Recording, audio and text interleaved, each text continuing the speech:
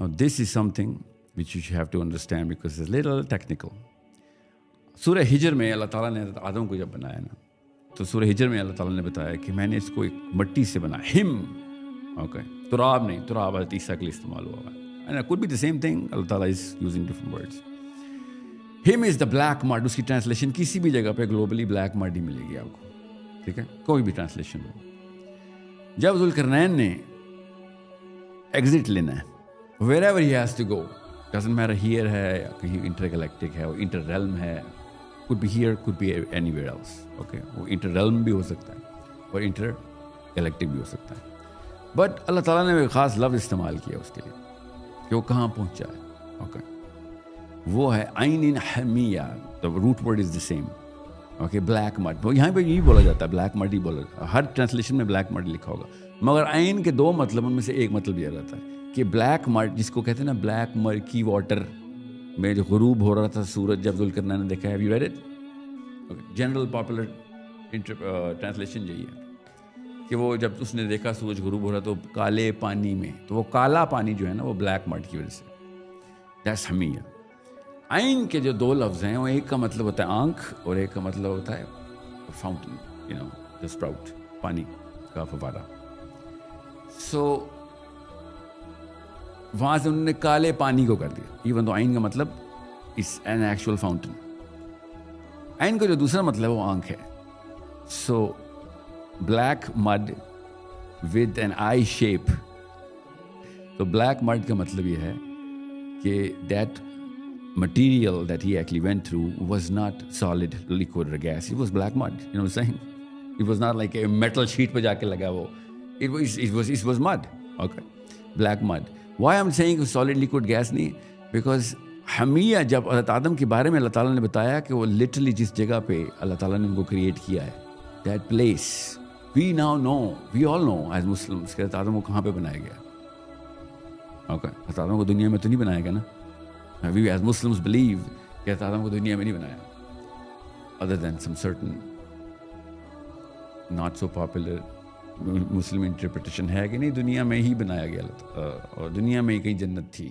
وہ پرو ایولیوشن ایک کنسنسس لینے کی کوشش کر رہے ہیں, whatever they have to, or maybe they're bowing down to that evolutionary, you know, pressure that they're usually under. تو وہ دنیا میں ہی حضرت آدم کو بنا دیتے ہیں. حالانکہ اللہ تعالیٰ نے حضرت آدم کو بنانے کے بعد جب دنیا بھیجنا تھا تو کہا تھا نیچے اتریں, اوکے, آپ تینوں اب نیچے اتریں, تو کہیں سے تو نیچے اتارنا تھا نا.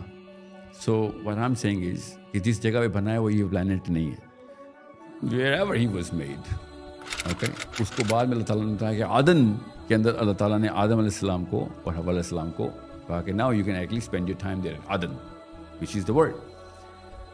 So we know that it's not in this heaven. He was sent to this heaven from somewhere else. So when Zulkarnain goes in and Allah Ta'ala is using the same words, it is not so far-fetched to say کہ وہ I-shaped Adan حمیہ جہاں پہ بن رہے ہیں آدم علیہ السلام جس مٹی سے, وہ اسی طریقے کی کسی جگہ کے اوپر ذوالقرنین گئے ہیں. It is rather simple.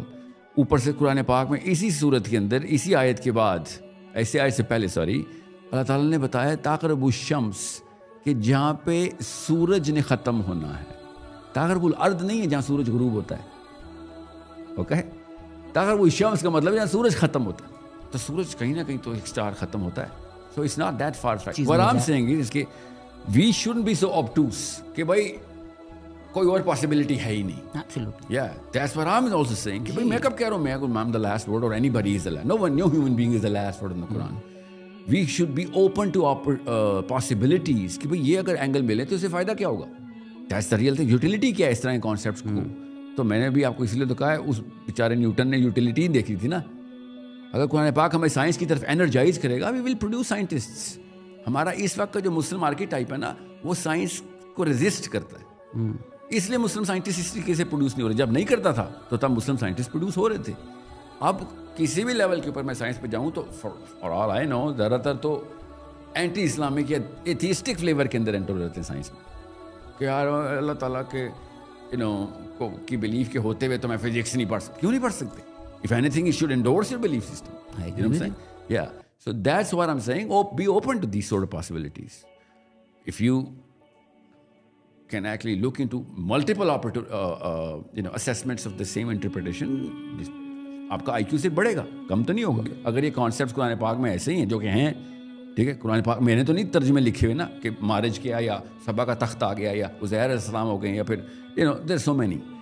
So it opens the realms of science here. By the way, جب سبا کا تخت آیا تھا نا تو سلیمان علیہ السلام نے قرآن پاک کی آیت لٹرلی ہے کہ کیسے لے کے آیا ہے تو اس نے لٹرلی اس بندے نے سلیمان سے کہا کہ میرے پاس علم الکتاب ہے. سو اللہ تعالیٰ از پشنگ اس ہیئر کہ بھائی اس طرح نہیں بیٹھ جاؤ کہ تم نے بس سادھو بن کے بس اللہ اللہ کرنا ہے, پروگریس کرو آگے. اس لیے میں نے کہا تھا دراصل sir, I hope you can understand.